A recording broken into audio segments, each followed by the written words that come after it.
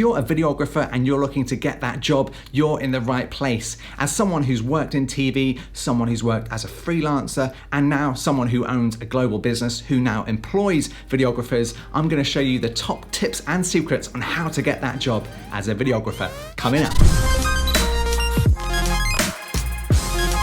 So I'm Mark Brown and I'm the company director of Editors Keys. And although I used to work in TV, for over 10 years I've run Editors Keys, and we constantly use videographers to film YouTube content, to film video content, and to also create commercials and ads. So recently when we put out a job advert for our new videographer role, we had over 380 people apply for the job role, and I've got to be honest, only about 10% of those CVs or resumes really caught my eye. So I want to help you get that next job role, and looking for all of those CVs, I'm going to help you avoid some of the most common mistakes. So these are my top 8 tips on how to get that job as a videographer.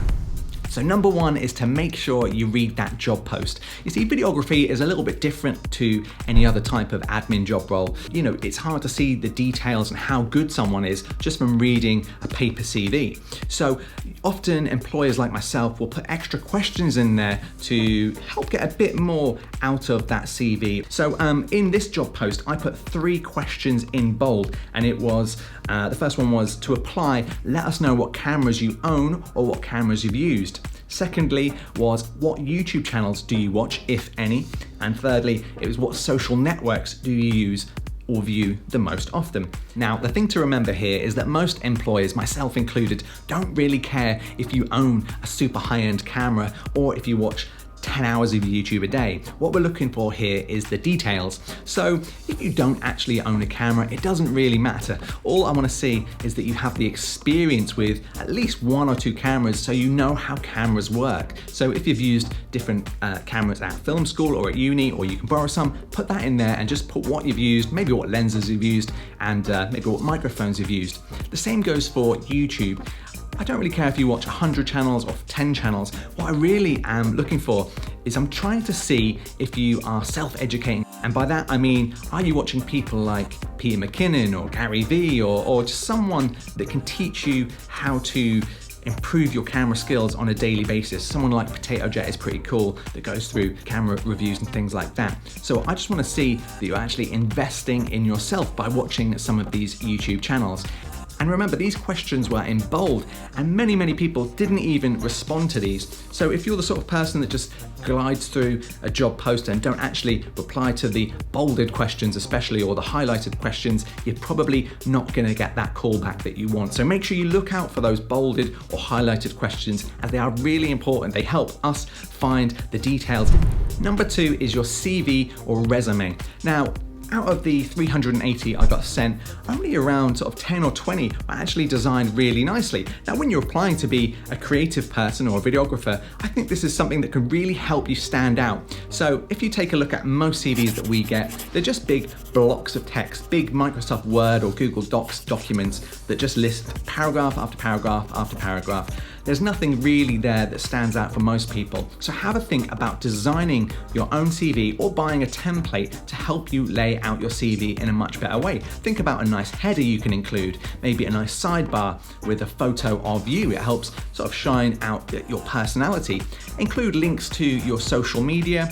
Obviously include bullet pointed lists of places you've worked and the experience you have, and don't forget the links to your videos. And as you can see from this little example we've done here, what do you think of these 2 different types of CVs?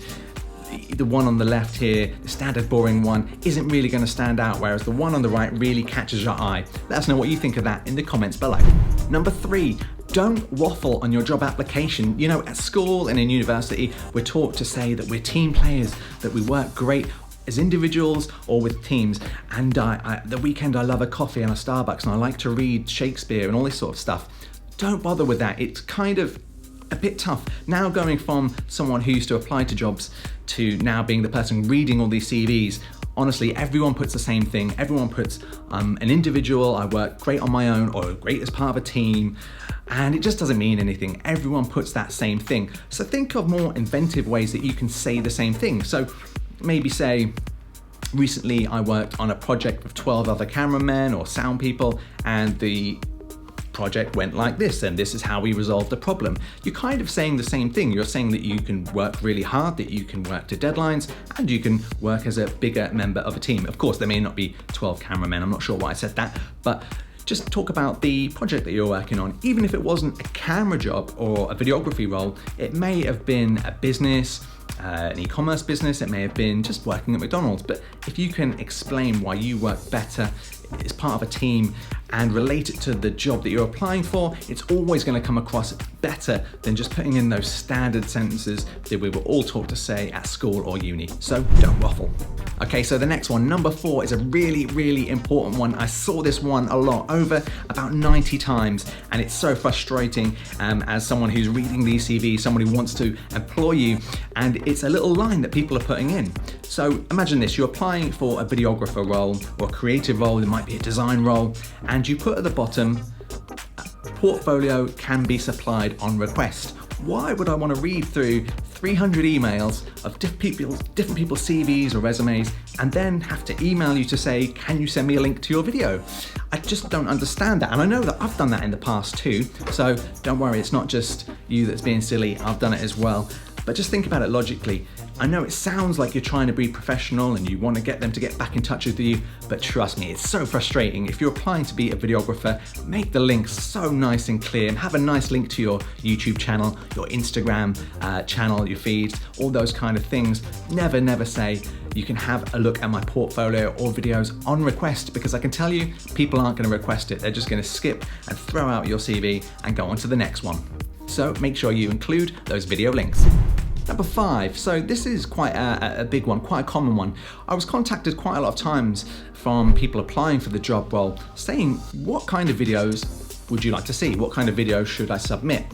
And you know, this is kind of a tricky one, but what I would say is if you're applying for a job role, especially within a commercial company or a service-based business, you really want some examples of product-based businesses or service-based businesses. You want videos that show those kind of things off. So many people, especially the younger people, you know, if you've come straight from university or film school, probably the only thing that you would kind of professionally have is a short film that you made at school or university.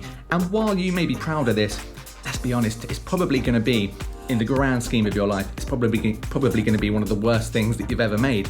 And if that's the only thing you're attaching to your resume or CV as examples of your work, it's not great. And it's not great for a few reasons, because number 1, I went to university and did media production. I know that it's not just you who's filmed and edited that, it's a load of people. You've kind of been guided in what you should do and not do.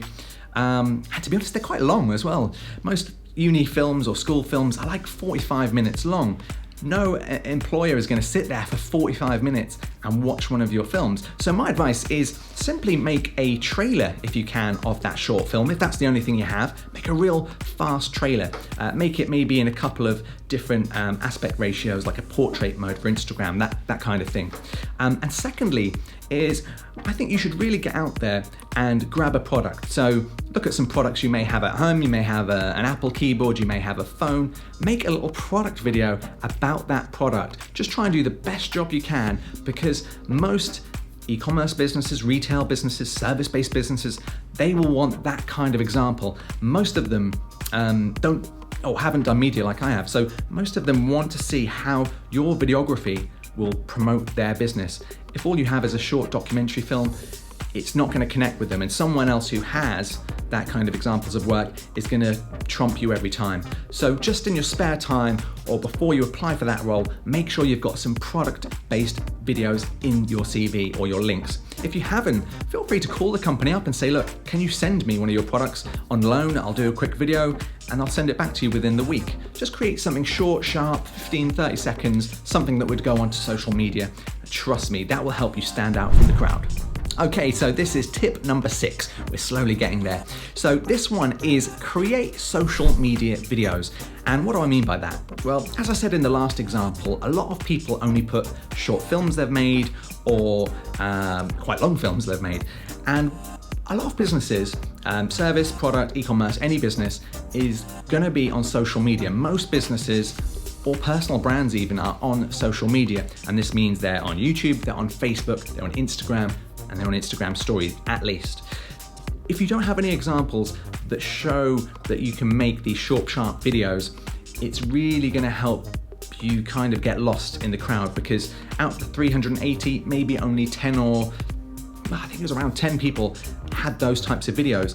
And it's really impressive actually when someone does a really good Instagram story video, because you know, they're in portrait, they're filmed differently, they have a different feel to them. And if you can show a nice little catalog of videos that cover all different types of social medias in their native form, that's gonna really help make you stand out from the crowd. So tip number 7, make sure the links to your video section are easy to find. You may already think that you've put the links in there, but have a look, where on your resume or your email is your link listed? Is it kind of in the footer? Is it at the bottom? Is it a bit hidden within a paragraph of text? Just make sure that if you're redesigning your CV, which you should do, you put a nice link down the side to your Vimeo, your YouTube, your Instagram. Make sure they're clear and concise, because someone needs to be able to scan your application and then within a second be able to click that link and go directly to your videos. You want to make sure as well that when you're linking to your video page, especially if it's a YouTube channel, that your channel trailer is the best video that you can do, or the best video that you can produce. And if you're applying for lots of different roles over a period of weeks, just make sure that you update that channel trailer.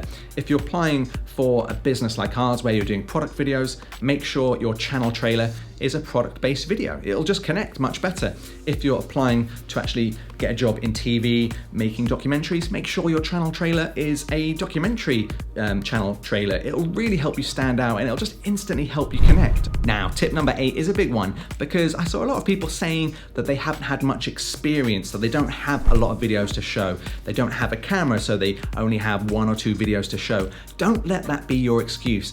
iPhones can film fantastic videos. Just check out this video here by Andy too. I'll put a link to his channel in the description below, but just check out this crispy, cool footage. How cinematic does this look? And this was only filmed on an iPhone XR, I believe. So if Andy can do this, and what an amazing job he did, then you can do it too. Get your iPhone out, get a cheap gimbal, and just film some shots around where you live locally. Film the local city you're in, like Andy's done here, and it will really help you stand out from the crowd.